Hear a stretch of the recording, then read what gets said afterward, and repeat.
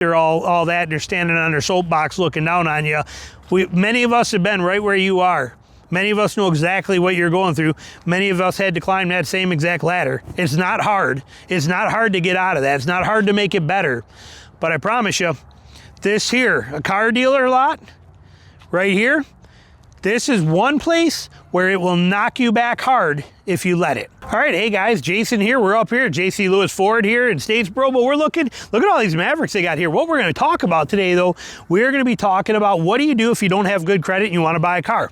I just put a video out a couple of days ago talking about how my daughter went through a trial run buying a car experience. She wasn't gonna buy it, but she was going to learn how it was gonna be done, and she went up there and did that, and her credit is only 636 credit score, so that she has. A lot of people jumped into comments on how I'm a horrible parent because I let my daughter's credit get that bad. How can she have that bad? That credit's the worst credit I've ever heard of. Blah, blah, blah. All the crap you hear in comments all the time, okay? YouTube comments are always a joke. Everybody's an expert. Everybody knows something, yet nobody knows anything. So we're going to dive into that today for you on the reality of what to do if you don't have good credit and you want to buy a car. We are not, my daughter Bella, she's not ready to buy a car.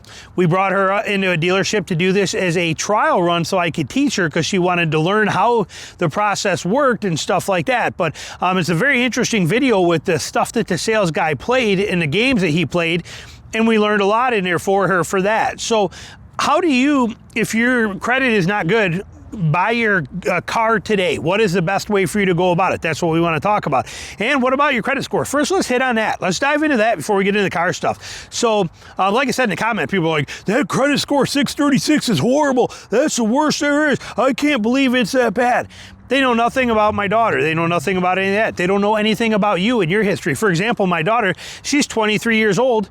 And she also, in the last year, bought a brand new car, and she also bought a new house for her, all in her name, all these things that she did. And her income also dropped because she became a stay-at-home mom. So her income went from very good money to almost non-existent because of that. And you take those things into there, and it took her credit score down a little bit. Okay, 636 really isn't that bad when you consider all those kind of purchases and those life decisions that happen, yet the whole internet jumps in and, oh my God, that's the worst way to be. That's bad parenting. That's bad this, that. It's, people know nothing about you. They don't have a clue. They don't know their head from their rear end. And so don't listen to them when they give you any crap in the comments on this. If you come in here and you're talking about how you got 500 credit score and, somebody says something to them, tell them where to shove it. Life happens. Things happen. You get into these situations. That's irrelevant to anybody else. This video is about helping make sure you get the most out of your purchase when you're there and you're going to build it back up. So that's what we're talking about. So where do you stand in this realm of credit, this stupid joke of credit, okay? And just for the record, I have been everywhere you are. I am currently, I'm 50 years old, and I have almost basically zero debt. My house is paid for, so yeah, my credit, I'm at like 830. So my credit score is very good. That doesn't mean that I haven't had times where my credit score was in the 600s, and there was even a time 24 years ago where my credit was down in the 500s. Did it kill me? No, I survived. I got by just fine. Look at, here I am a couple of years later. Like I said, I got exceptional credit, better than most people in the world could dream of. This is the reality of life. This is how things happen. It is what it is. So don't beat yourself up about it. Let me give you some ideas on how to correct it. Then we talk about buying cars. First of all, where do you stand? Bad credit. I wrote some notes down, got them online, went, researched. This is all legit stuff, okay? If your credit is 670 or below, it's considered bad. Not great, okay?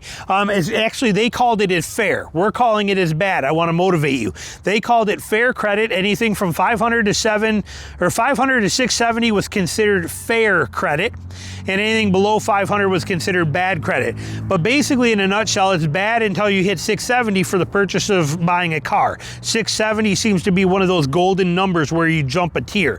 So under 670, consider it bad. Good would be 670 to 739, because 740 is where we do another jump. So good credit, 670 to 739, great credit, 740 to 799, and exceptional top tier 1 credit would be from 800 to 850. Okay, that's where we lie. So if you're curious, all these people, they, like I said, may or may not jump in these comments acting like they're God, they know better and everything like that. Let me give you a stat. 24% of the people in the United States have a better than, or they have exceptional credit, that 800 or above. 24%. Out of those, 69% of them are retired and over the age of 76. And age has a lot to do with it because of wisdom, because of the cost factor, because their things are paid off because of that. So don't get caught up in that kind of crap. Only 8% of millennials, which might be a lot of you guys that are watching this, only 8% of millennial people out there have what's considered good credit, above 740. Only 8% of people have above that. So pretty interesting of millennials. Says, here's your average credit for your age, okay? Boomers, the average boomer credit is going to be right at 740. Gen X, which is 42 to 57 years old, 709. 709 is great credit, okay? It's not bad. Okay, and then millennials, 691. And like I said, you guys think about that. They ripped on my daughter for being 636. She's like, you know, what is that? Like 50 points away from being spot on, you know, from being what the actual average is for, and being what would be classified as good credit. So like I said, don't play those games. Don't let these guys freak you out.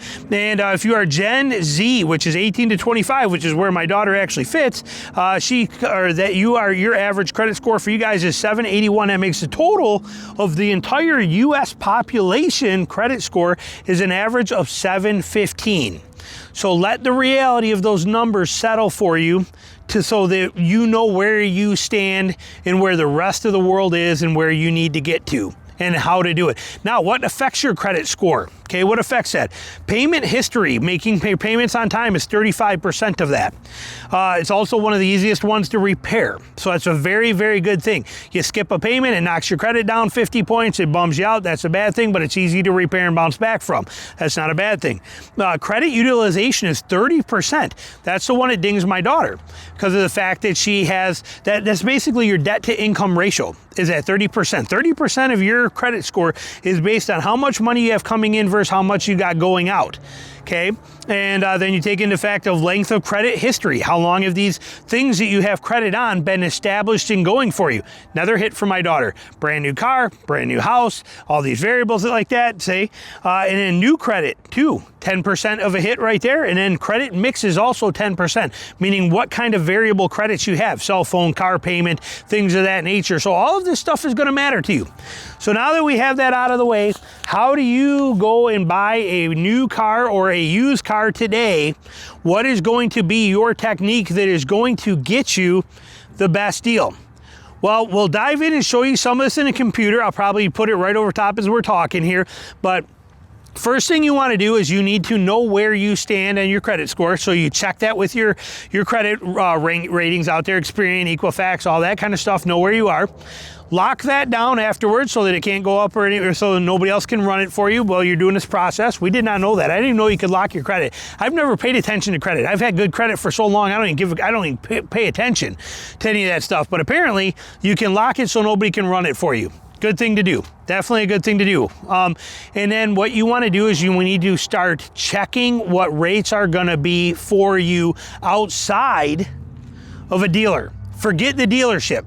You don't want before you even think about looking at cars or picking cars, you need to get this stuff sorted out.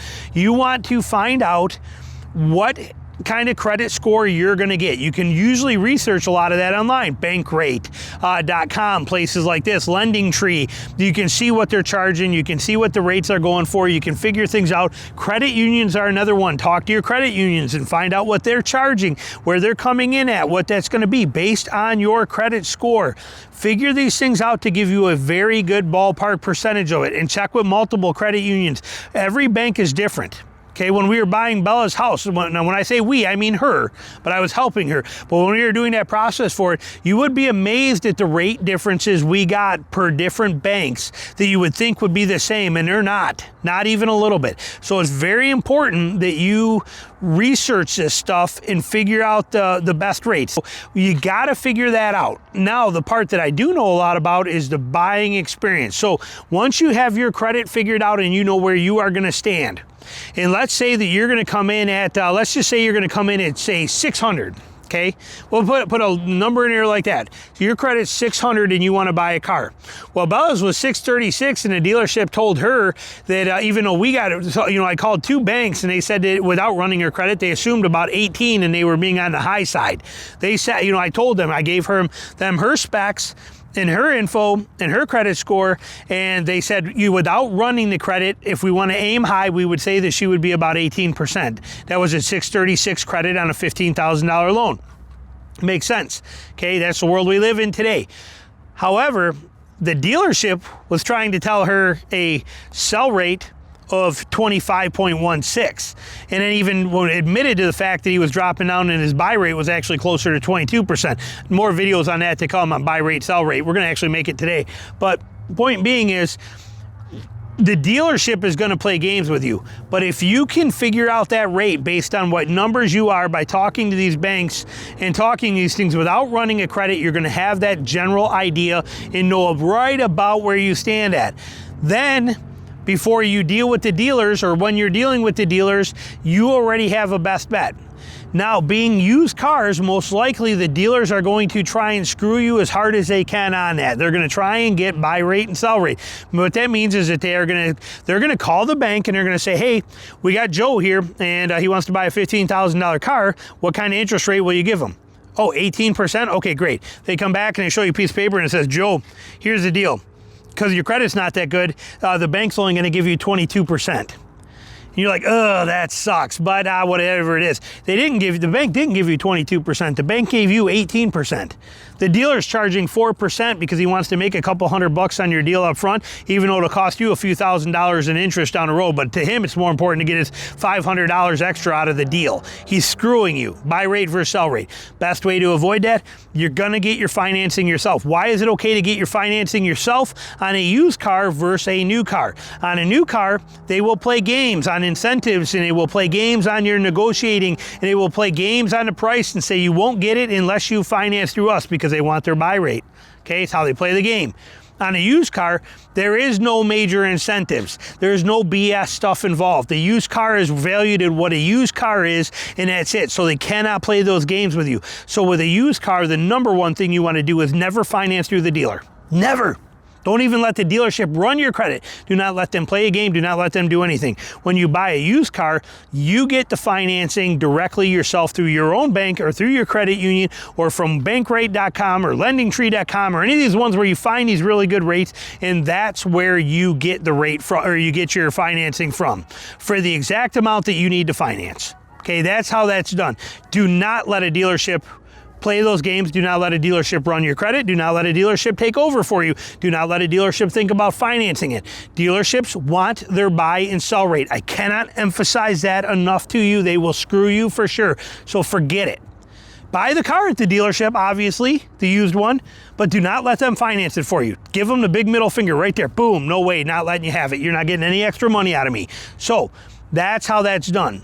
Now, if you have a high rate, what can you do to get that down? Down payment is everything. Okay, if you're looking at a vehicle that's $15,000, now, and even in that comment, some people are like, she needs to buy a $2,500 car.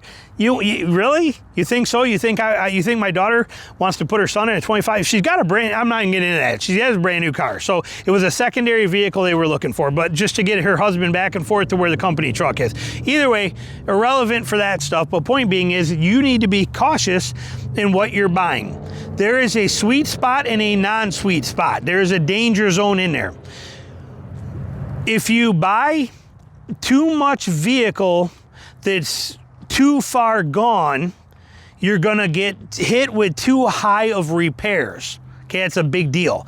And again, I'm getting down too many tangents. We'll make videos on that later on what car to buy, because we're already getting, what are we into this thing already? Yeah, Jesus, 14 minutes in. We'll get into that at another time. All right, so let's stick with the basic parts. Get your financing done ahead of time through somebody else. Do not do it through the dealership. You don't want to play that game. When it comes time to buy the vehicle, you have to work within your budget, and you have to find the right vehicle in there. We'll make another video about that real soon. But to minimize the damage of that interest rate that you're going to pay, Down payment is everything. If you can, the more cash you put down, the better off you are. And that's going to be a big one in there too. Now, if you can also split loans, sometimes you can, sometimes you cannot, but sometimes you can get a different rate that way, where you can. But if you can get the more money you can put down, that is better. Now, you also want to make sure that that loan is one that there's no penalty for paying off early. You have to be careful with that though, because of interest and stuff and how it's compounded with some loans. You have to look into this a little bit to make sure. But the goal is to try and minimize the amount that you're financing to the lowest possible price so that you pay the least amount of interest on it.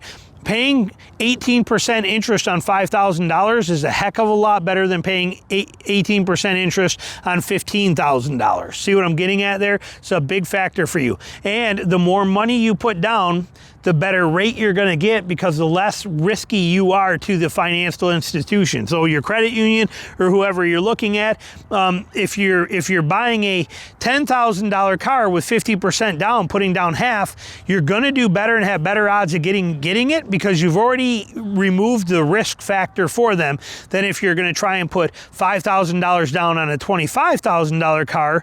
Not only now you're a higher risk for them. Okay, because the payment number is higher, everything is higher, and they have less equity up front paid to them, so this becomes an issue. So these are some of the things that you need to think about, but do not be afraid of the fact that you have low credit. Do not let anybody bring you down because you have low credit, or you got whatever it is, or whatever life things happen in there. Like I said, I get so tired of the high and mighty, I'm all that and you're nothing, BS, stupid garbage crap that we hear in the comments all the time. People have no clue about nothing, and they're disgusting is what they are, really. It is, it's sad. So wherever you are and whatever your situation is and however you got there, it's nobody's business. And they shouldn't care. And believe me, I promise you, everybody has skeletons in the closet that are just as big as yours. I spent 26 years in the industry as a high-end wedding photographer. That means that I worked hundreds a year, over 100 weddings a year. I worked with people that were doctors and lawyers and attorneys and engineers and scientists and all this kind of stuff, and working with them and their daughters. And I promise you this completely. Even the people that look like they got money, most of them have more skeletons in the closet and more debt than you could ever dream of, and they're much worse off than you are. At the point you're at right now, and you have nothing left like that, basically, if you're in the worst shape ever, if I give you 10 bucks, guess what? You're 10 bucks richer. If I go give one of these other guys that think they're all that, if I gave them a $10,000, it did nothing for them, because their debt's 100 and something thousand or 300,000 anyway. It makes no difference. So you're much better off than many of these people are. Don't let them fool you. This is how you're going to turn that around, though, so you can get a car and you can start breaking that system. You can get back and forth to work every day, and you can start turning things around and start getting a lot better. Hopefully you enjoyed the video. Questions, comments, put them down below. If I hear comments on how the credit score sucks and, you should just not, you should be walking and then walk every day until you save enough, blah, blah. I'm not here for a David Ramsey speech or some stupid crap like that. This is real world. This is where real world happens, is out here every day, not on your stupid keyboard and stuff like that. So don't pay attention to these comments where people get all bent out of whack like they're all that, and they're standing on their soapbox looking down on you. Many of us have been right where you are. Many of us know exactly what you're going through. Many of us had to climb that same exact ladder. It's not hard. It's not hard to get out of that. It's not hard to make it better. But I promise you, this here, a car dealer lot, right here, this is one place where it will knock you back hard if you let it. This is how you don't let it. So questions, comments, boom below. Thanks for watching.